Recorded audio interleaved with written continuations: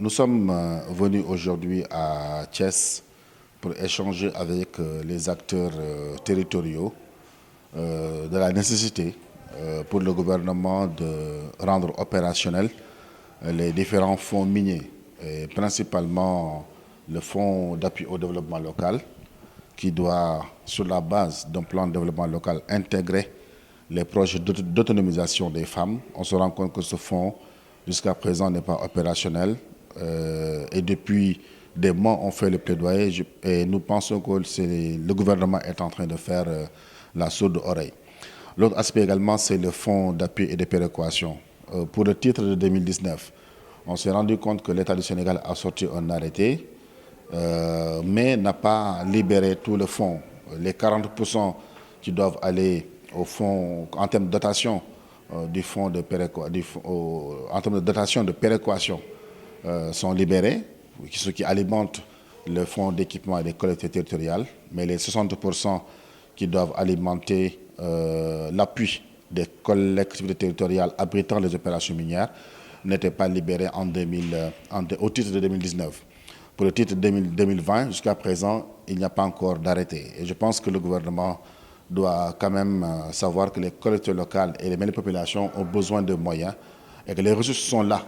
Donc il doit impérativement tout faire pour rendre opérationnels ces fonds miniers. Oui, c'est le constat qu'on a eu à faire, surtout dans le premier partage avec l'arrêté interministériel de novembre 2020. Mais on s'est rendu compte que il y a quand même un déséquilibre dans le partage de ces fonds qui alimente fondamentalement le fonds d'équipement.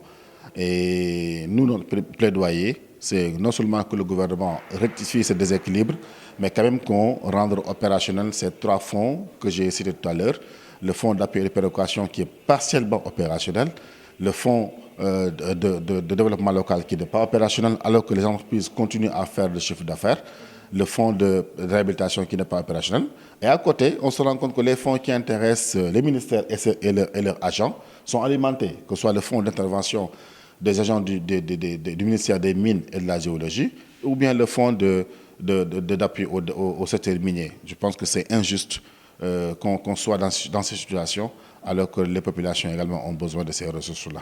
Oui, ça c'est un appel. C'est un appel que nous lançons à l'ensemble des collectivités territoriales de prendre également ce combat à bras le corps, parce que ces ressources également leur appartiennent. Donc il n'est pas du tout normal que le gouvernement refuse d'opérationnaliser ces fonds-là, ou bien également refuse de libérer une partie des fonds qui leur revient de droit.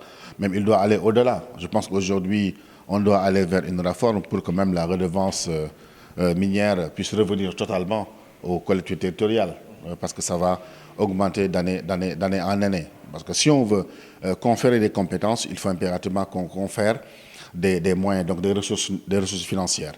Et de la même occasion, les collectivités locales doivent faire des efforts pour élaborer quand même des plans de développement local. Et sur la base de ces plans de développement local, qui prend en charge les besoins de la population, on pourra financer ces plans de développement local à partir des fonds qui sont générés par le secteur minier. Le fonds d'intervention n'est rien d'autre qu'un fonds commun. Le fonds d'intervention n'est rien d'autre qu'un fonds commun. Je pense que si chaque secteur ou bien chaque ministère, il devait y avoir un fonds commun, je pense qu'on n'en sortirait pas. Donc il faut impérativement qu'il y ait une équité dans le traitement des indemnités au niveau des administrations. En tout cas, nous, notre plaidoyer, c'est que le fonds d'appui au développement local, qui doit intégrer les projets d'autonomisation des femmes, soit opérationnel. Parce que si le fonds est opérationnel, et je pense que l'argent est là, parce que la source d'alimentation, c'est rien d'autre que le chiffre d'affaires annuel hors taxe de l'entreprise en phase d'exploitation.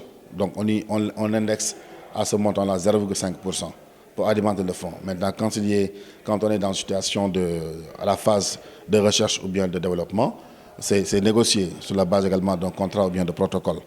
Je pense que les ressources sont là, mais maintenant il appartient à l'État de mettre en place les conditions d'une convention ou bien d'un protocole. Je pense qu'avant le président de la République, les organisations de la société civile comme le Forum civil l'ont toujours dit. On a toujours demandé qu'il y ait une renégociation également des contrats. Et je pense que si on doit avoir un cas d'école, on doit commencer par les ICS. merci.